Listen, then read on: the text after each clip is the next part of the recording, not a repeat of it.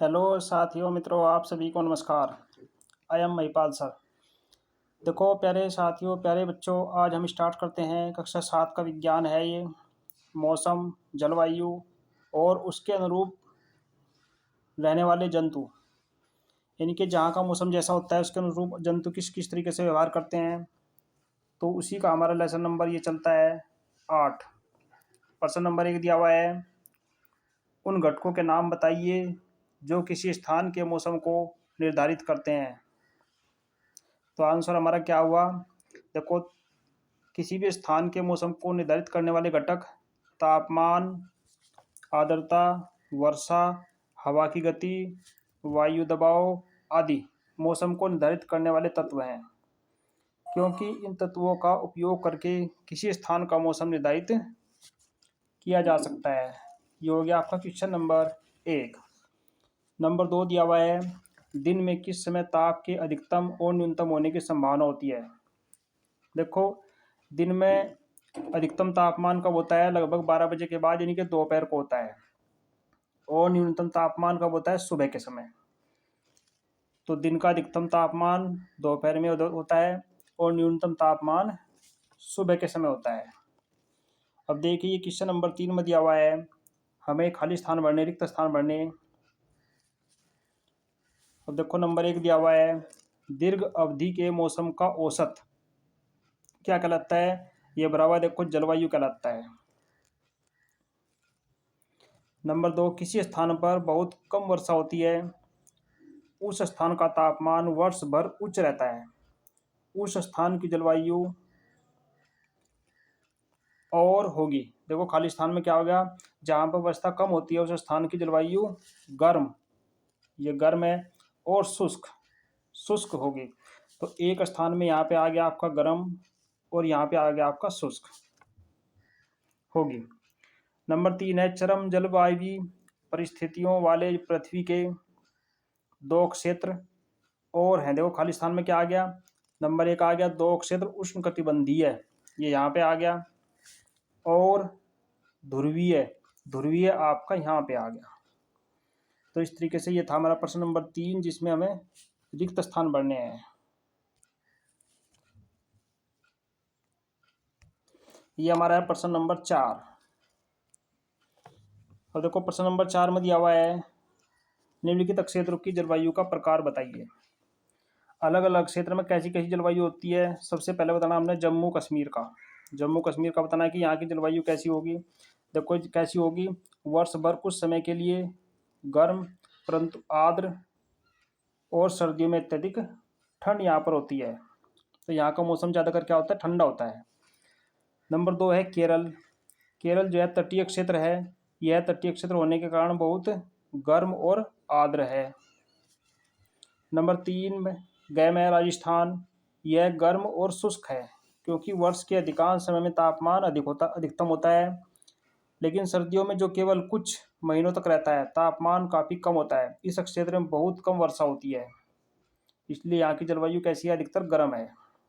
Number घ, देखो घ में दिया हुआ है उत्तर पूर्व भारत, यहाँ की जलवायु आर्द्र है, क्योंकि पूर्वोत्तर भारत में साल में अधिकांश समय बारिश होती है।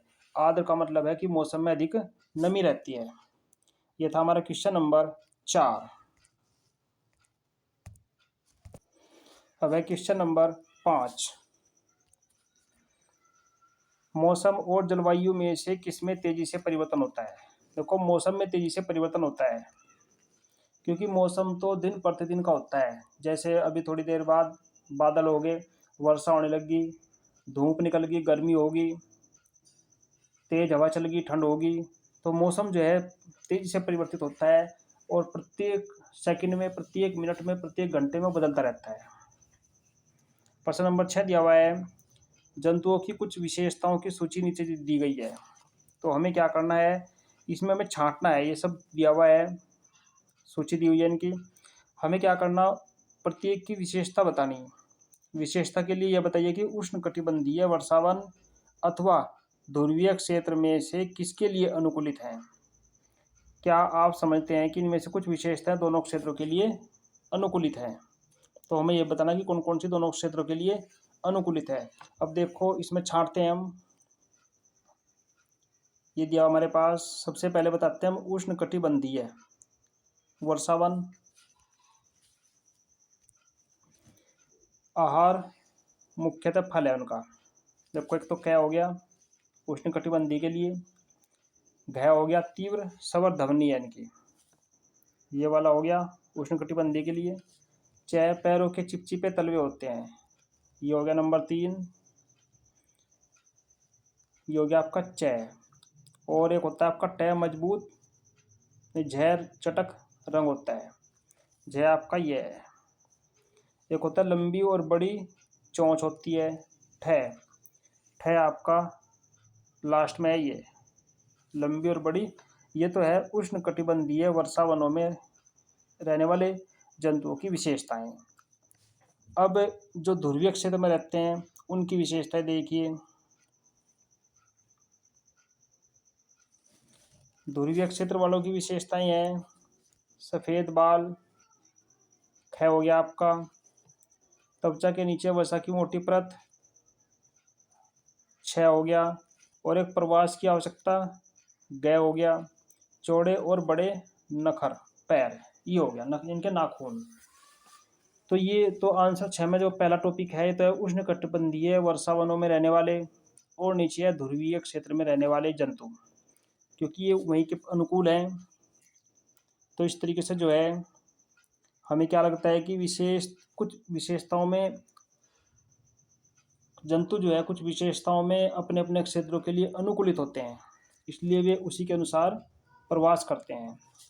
अब हमारा चलता है नेक्स्ट क्वेश्चन।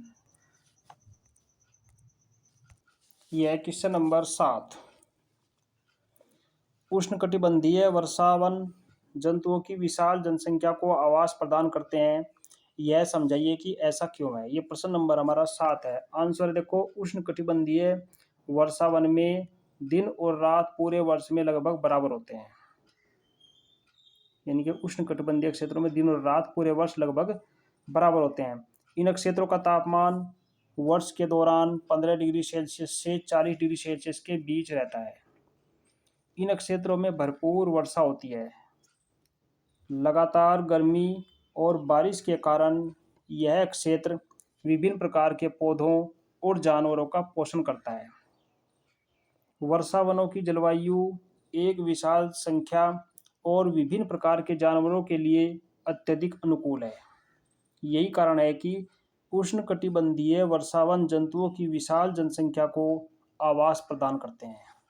ये था हमारा आंसर नंबर 7। अब चलता है आंसर नंबर 8।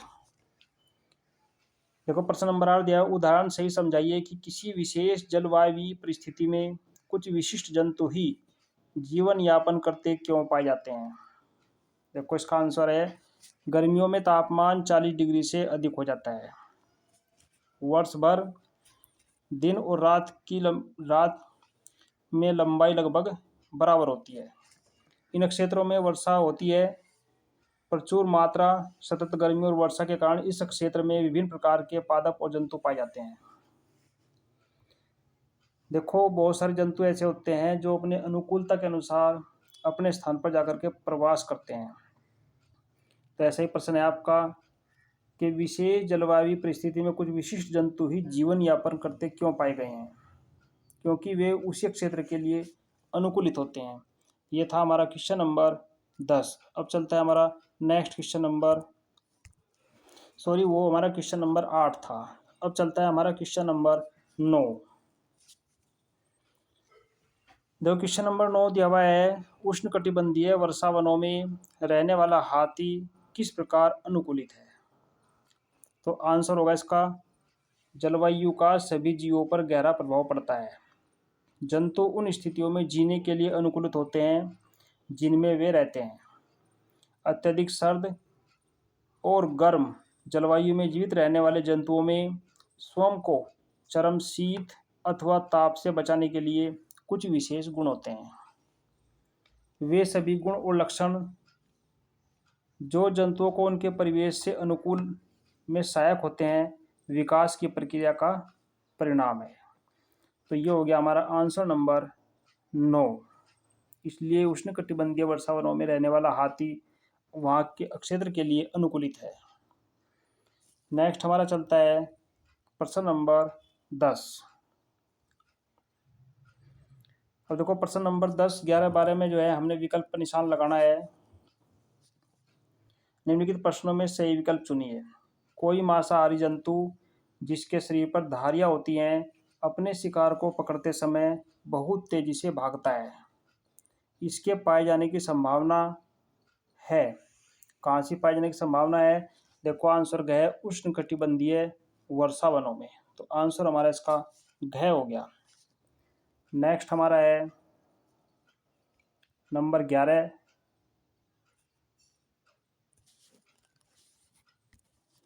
में दिया हुआ है ध्रुवीय भालू को अत्यधिक ठंडी जलवायु में रहने के लिए कौन सी विशेषताएं अनुकूलित करती हैं। अब ध्रुवीय भालू जो होता है ठंडी जलवायु में रहता है, तो उसके लिए जो है आंसर क आपका सही है। श्वेत बाल, फर, त्वचा के नीचे वसा, तीव्र सूंघने की अक्षमता। तो आपका क इसका सही हो गया। अब है प्रश्न नंबर 12। देखो प्रश्न 12 में दिया हुआ है निम्न में से कौन सा विकल्प उष्णकटिबंधीय क्षेत्र का सर्वश्रेष्ठ वर्णन करता है, सबसे अच्छा वर्णन करता है।